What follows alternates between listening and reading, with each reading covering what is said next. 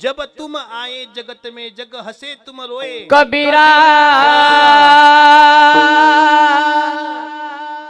जब हम पैदा हुए